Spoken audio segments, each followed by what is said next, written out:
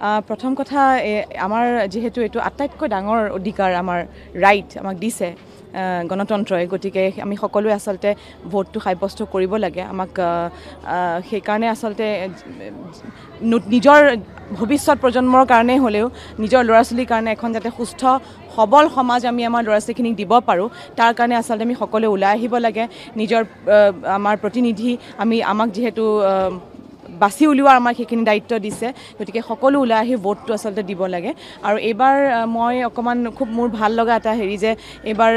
কলিয়াবৰ যিহেতু মোৰ ঘৰ কলিয়াবৰত গতিকে কলিয়াবৰ এইবাৰ ইলেকশ্যন কমিশ্যনে তেওঁলোকে মোক আইকন হিচাপে এবাৰ মোক নিযুক্তি কৰিছিলে গতিকে সেই ক্ষেত্ৰতো মই খুব লাকি আৰু সেইকাৰণে মই এটা দায়িত্ব হিচাপে সকলোকে ক'ব বিচাৰিছোঁ আৰু বিশেষকৈ নতুন প্ৰজন্মক ক'ব বিচাৰিছোঁ কাৰণ নতুন প্ৰজন্মই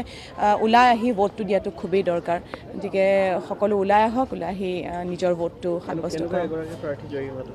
খুব ভাল ভাল শিক্ষিত সমাজখন নিজৰ বুলি